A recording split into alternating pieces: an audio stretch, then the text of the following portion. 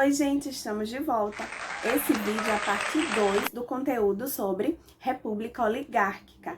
Na verdade, formando aí até agora um conjunto de 3 vídeos sobre a Primeira República, período aí de 40 anos na história do nosso país. Então, vamos continuar estudando juntos?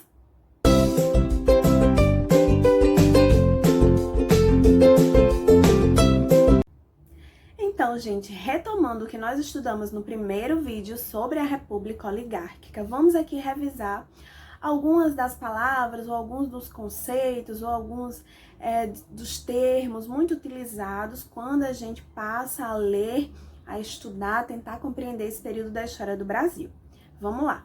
Coronelismo. Coronelismo era justamente o sistema de dominação e alianças que os coronéis usavam para que eles atingissem os seus objetivos, que nesse contexto aqui está ligado à política local, certo? Clientelismo era justamente essa concessão de favores, tá? Favores esses que basicamente os coronéis pediam que as pessoas, em troca de proteção, emprego, materiais de construção, alimentação, sabe? Dinheiro emprestado, que eu falei tudo isso lá no primeiro vídeo. Esses favores basicamente eram trocados pelo voto das pessoas. Então, os coronéis exigiam que as pessoas votassem nos seus candidatos. E para garantir isso, muitas vezes os jagunços entravam em ação e era necessário o uso de violência, tá, gente? Era muito comum o uso de violência para pressionar as pessoas a votarem nos candidatos que os coronéis queriam. Mas por que que essa pressão dava tão certo? Por que que era tão fácil pressionar os eleitores? Porque o voto era aberto.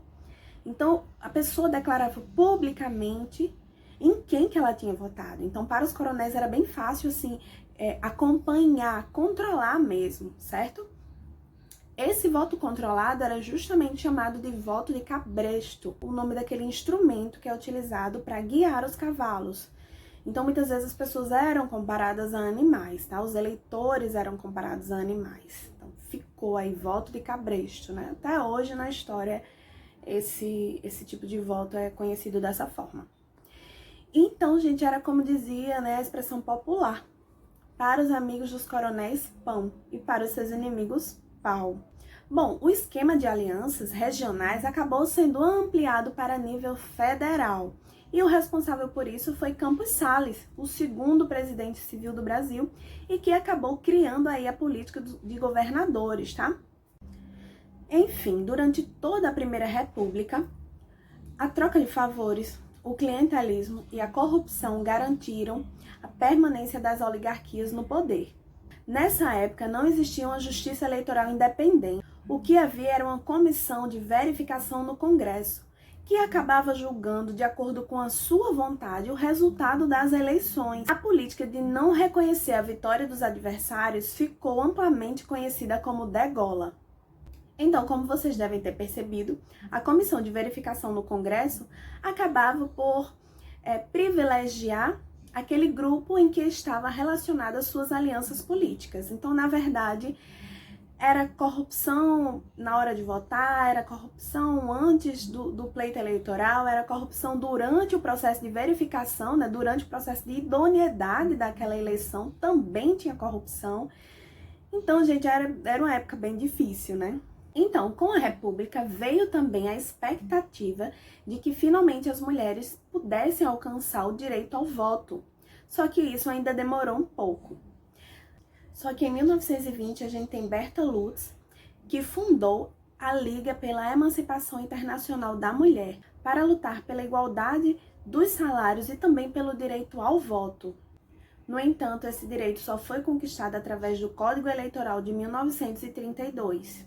Desde então, a participação feminina vem crescendo na vida política do Brasil. Atualmente, as mulheres têm ocupado vários cargos eletivos, na presidência, nas prefeituras, no Congresso Nacional, nos governos estaduais e também se ampliou a presença feminina no judiciário. Além disso, houve mudanças significativas no mundo do trabalho. Em 1973, apenas 31% da população economicamente ativa era do sexo feminino. Já em 2009, nós temos aí um aumento de até 44%. Hoje, o Brasil tem pela frente um grande desafio. Seria até 2025 responsável por reduzir em 25% a desigualdade em relação à presença feminina no mundo do trabalho. Esse compromisso, inclusive, foi afirmado, foi selado entre todos os países que compõem o G20, inclusive o Brasil. Bom, sobre a política indigenista na República. Em 1910, com o objetivo de proteger os indígenas, o governo federal criou o Serviço de Proteção aos Índios, que foi dirigido pelo militar e sertanista Cândido Mariano da Silva Rondon, que ficou conhecido como Marechal Rondon. A criação do SPI ocorreu ao mesmo tempo em que as atividades econômicas estavam entrando pelo interior do país. Então, por isso, era muito comum que poceiros e indígenas acabassem entrando em conflito naquela época. O SPI deveria agir para preservar as terras e a cultura indígena, porém, na prática, não foi isso que aconteceu. Muitos povos foram transferidos de suas terras e relocados para territórios totalmente diferentes, chamados de colônias indígenas. Nessa época, ser indígena era considerado uma situação transitória, porque as políticas públicas na Primeira República tinham o objetivo de transformar esses indígenas em trabalhadores assalariados, obrigando-os a abandonar suas terras, seus hábitos e sua cultura. No plano jurídico, os indígenas eram tratados como relativamente incapazes, ou seja, não eram considerados cidadãos plenos de direito. Tinham que ser sempre representados por agentes do governo. O SPI funcionou em diversos formatos até 1967, quando foi substituído pela Fundação Nacional do Índio, a FUNAI, órgão que existe até hoje. Falando um pouco de economia na Primeira República, nós temos o café como principal produto exportado pelo Brasil, inclusive sendo responsável pelo abastecimento de 2/3 do mercado mundial nesse período. O aumento do consumo de café pela Europa e pelos Estados Unidos possibilitou a expansão da cafeicultura brasileira, e essa riqueza acumulada foi responsável por financiar o desenvolvimento de atividades industriais e de serviços tipicamente urbanos, principalmente em São Paulo e em Santos. Nessa época, ampliaram-se os transportes urbanos, investiu-se na pavimentação das ruas, na iluminação, no fornecimento de água, e o comércio cresceu. Investiu-se também nas estradas de ferro, as ferrovias se expandiram em direção ao interior do país e, de um modo geral, as ferrovias foram financiadas pelo Estado, mas também por capital privado, de empresários brasileiros, estrangeiros, sobretudo os ingleses. Com as exportações em alta, os cafeicultores brasileiros decidiram aumentar sua produção. Só que, num dado momento, a produção brasileira acabou sendo maior do que os consumidores no mercado mundial. Isso gerou uma crise de superprodução, porque existia mais café do que mercado consumidor, e fez com que estoques imensos do produto começassem a ser acumulados. Em 1906, os cafeicultores de Minas Gerais, São Paulo e Rio de Janeiro se reuniram para tentar solucionar esse problema da crise de superprodução de café, e dos estoques altos e do preço caindo, enfim. Então, o que aconteceu? Foi feito um acordo em que o governo federal se ocuparia de comprar esse café, estocá-lo, para esperar que em determinado momento, quando os preços voltassem a aumentar, então o governo iria ali começar a vender aquele estoque de café. Então, esse acordo ficou conhecido como o Convênio de Taubaté. A proposta colocada em prática garantiu o lucro dos cafeicultores. E ano após ano, o estoque de café do governo ia aumentando e nunca que chegava aquela oportunidade, para valorizar o café e fazer a venda de tudo aquilo que estava estocado. Ou seja, isso acabou se tornando um problema para o governo federal. visto que para comprar essa imensidão de estoque de café foi preciso fazer empréstimos ao exterior. Mas, mesmo assim, os cafeicultores continuaram investindo seus lucros na plantação de mais pés de café, já que a venda estava garantida, né? Já que a compra deste café estava garantida pelo governo. Eu também não entendo até hoje o que passava pela cabeça dessas pessoas. E mais pra frente a gente vai ver o que resultou isso aí. Além do café, a borracha também se destacou na economia brasileira durante a Primeira República. Produzida com látex extraído das seringueiras, a borracha se tornou um dos produtos mais procurados pelos países industrializados, principalmente por conta da produção de pneus, tá? A maior reserva de seringueiras estava justamente localizada na região amazônica. E na época o Brasil ficou responsável por quase toda a produção mundial de borracha, por quase toda a produção do mercado mundial de borracha. Entre 1891 e 1918, a região amazônica atraiu trabalhadores de várias regiões do país, sobretudo no Nordeste. Além disso, atraiu também investimentos nacionais e estrangeiros. Cidades como Manaus e Belém, por exemplo, viveram a época de grande esplendor, época essa registrada na história como a Era da Borracha. Porém, logo os problemas começaram a aparecer. Os produtores brasileiros começaram a sentir grande dificuldade em concorrer com a borracha produzida nas colônias inglesas do sudeste da Ásia, que chegou a abastecer cerca de 61% do mercado mundial em 1915.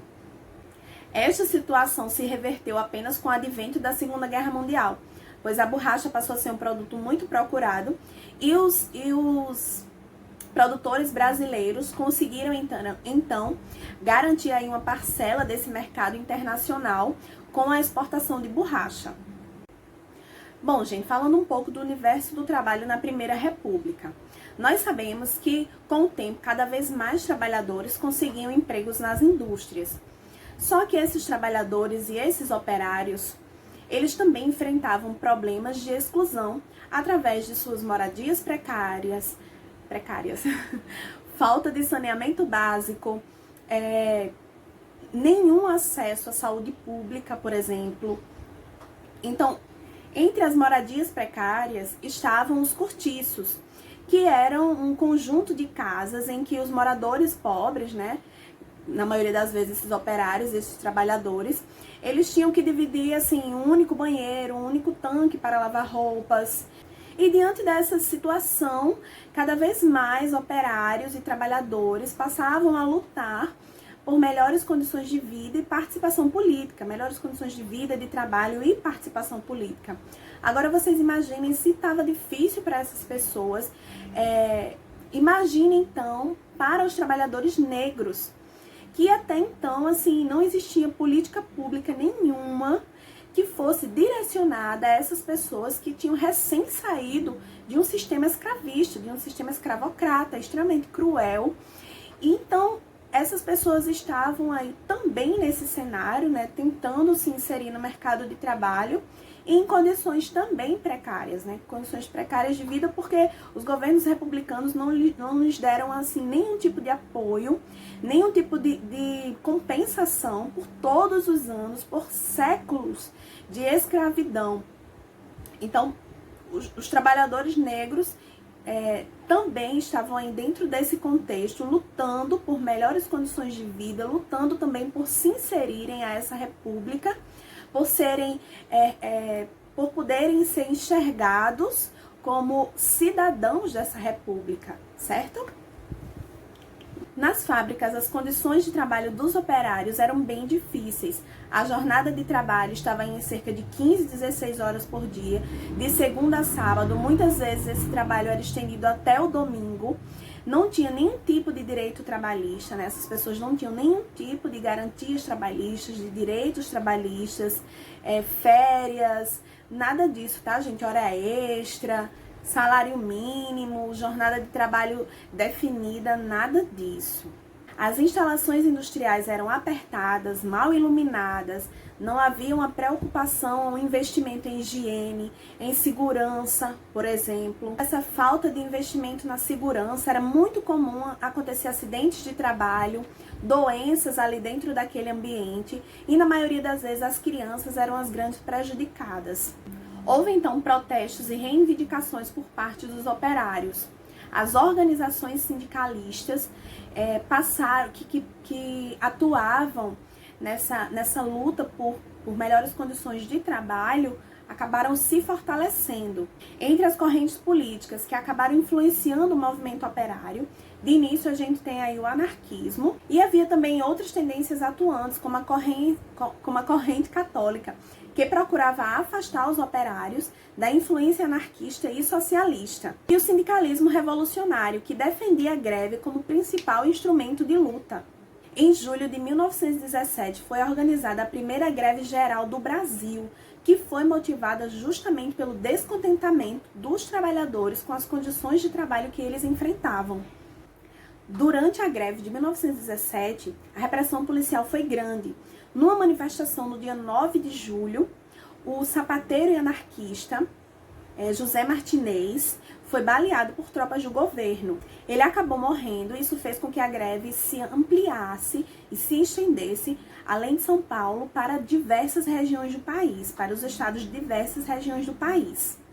O enterro de José Martinez se transformou em uma grande manifestação contrária à violência policial empregada contra os grevistas durante esse processo aí da greve de 1917.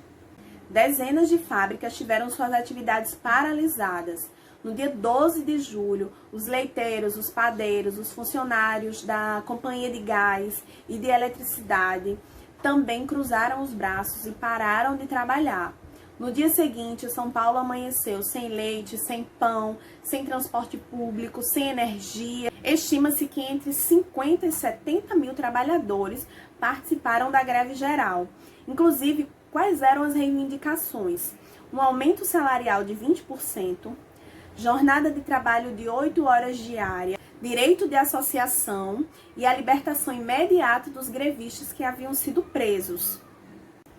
Diante da força do movimento e da organização dos operários, o governo, Venceslau Braz, e os industriais tiveram que negociar. Então eles entraram no acordo, eles prometeram que iriam justamente acatar as reivindicações dos trabalhadores, iriam melhorar os seus salários, melhorar as condições de trabalho, só que não foi isso que aconteceu, tá, gente? Infelizmente foi descumprido esse acordo, mais adiante foi descumprido esse acordo, e aí, inclusive, puniram muitos dos grevistas porque eram imigrantes. Então, basicamente, os líderes sindicais eram italianos e tiveram que retornar ao seu país por conta da Lei Adolfo Gordo de 1907. Esses grevistas foram expulsos do país e porque basicamente era uma forma de desmobilizar o anarcossindicalismo que estava ali acontecendo no Brasil, segundo a preocupação do governo da época. Não esquecendo que, por conta desse compromisso que não foi cumprido pelas partes, em relação aos trabalhadores, aos operários, mais greves voltaram a acontecer em 1919 e em 1920. Então, gente, mudando um pouco o foco do movimento, do movimento operário para um outro movimento que também ocorreu durante a década de 1920, durante a Primeira República, que foi o modernismo.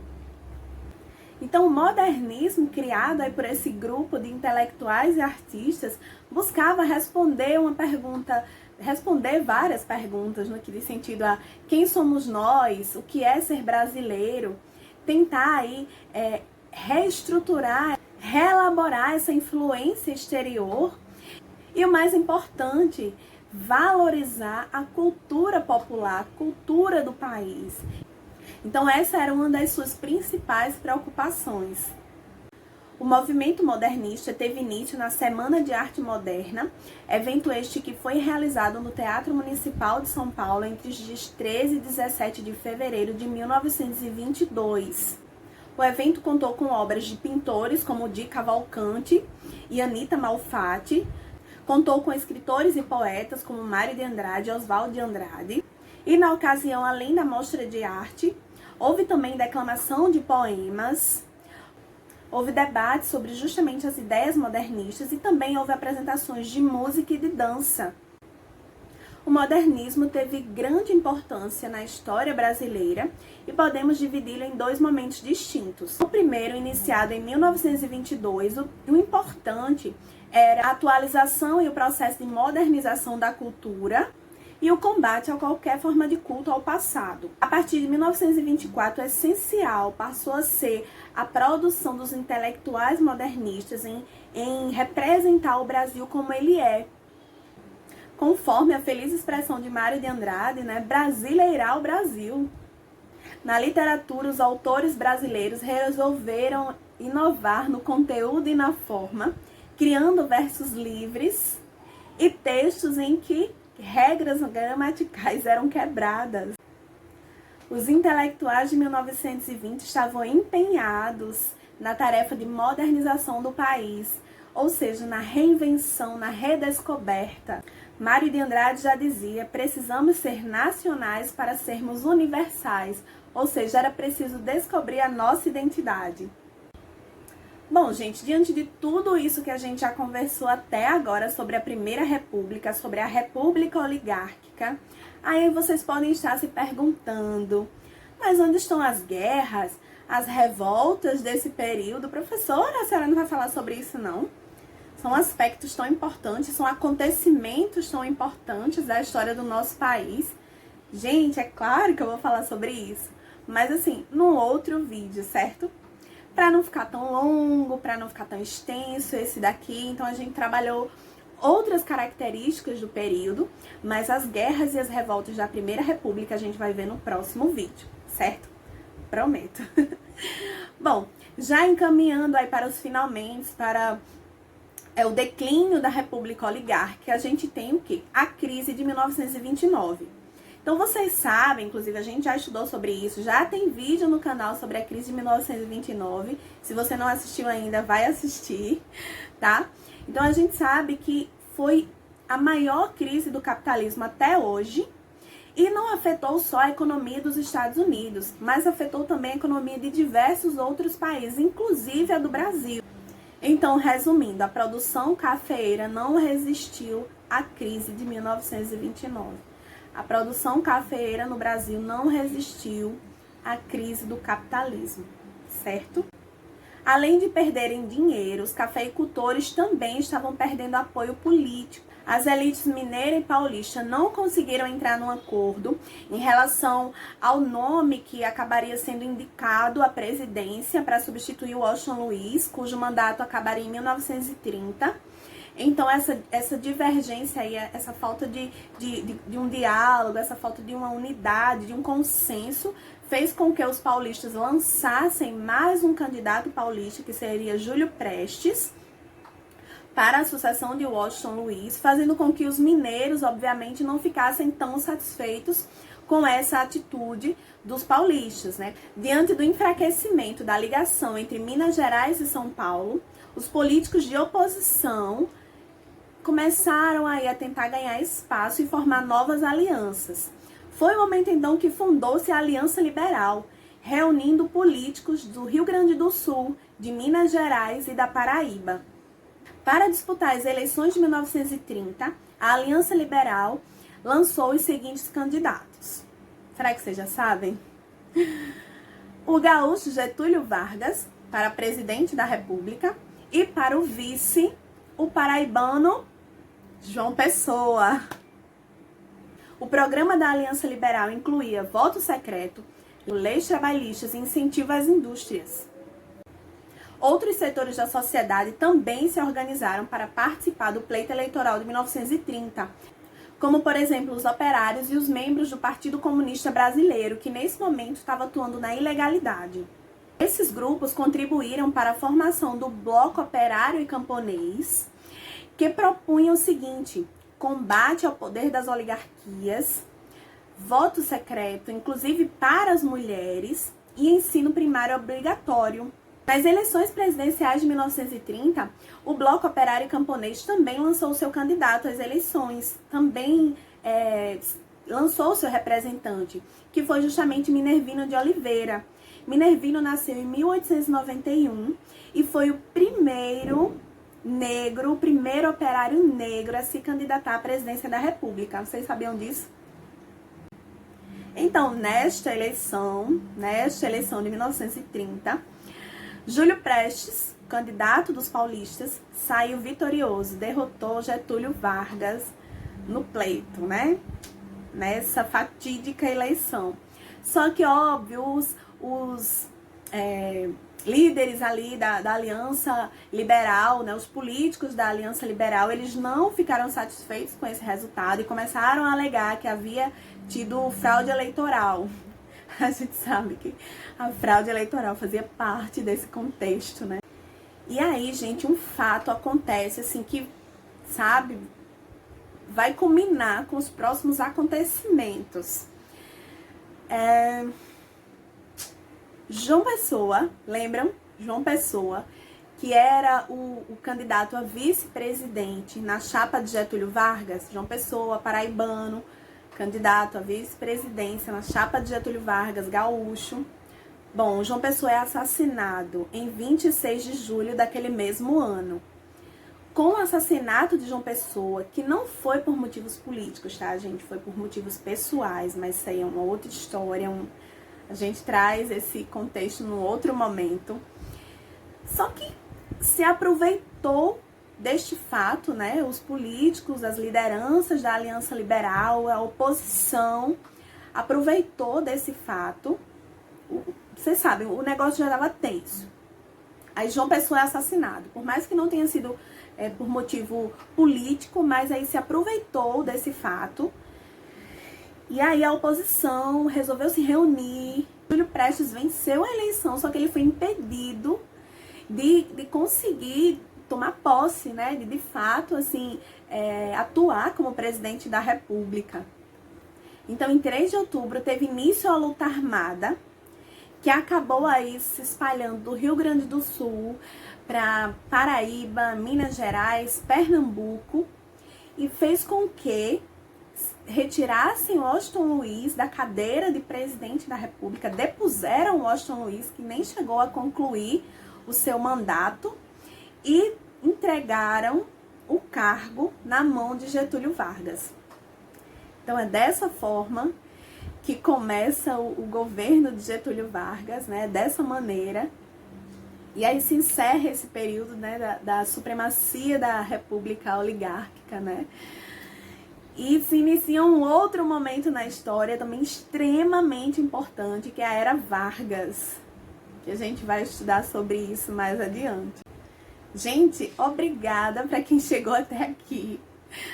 Muito obrigada mesmo para quem assistiu o vídeo até o final, para quem vem assistindo meus vídeos até o final. Tem assuntos que realmente assim são recheados de informações e vocês sabem que eu gravo aqui o resumo do resumo, porque tem muita coisa na história do nosso país, na história mundial, enfim.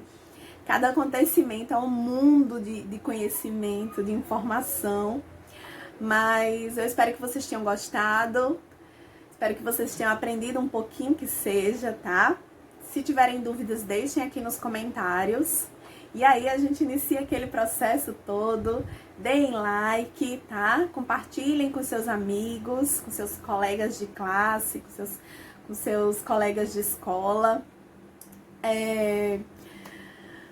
Se inscrevam no meu canal, né, gente? Se inscrevam no meu canal pra dar uma ajudinha aí, pra fortalecer esse vínculo que se iniciou entre nós. E é isso. Fiquem todos muito bem. Termino por aqui. Grande beijo pra vocês. Até a próxima.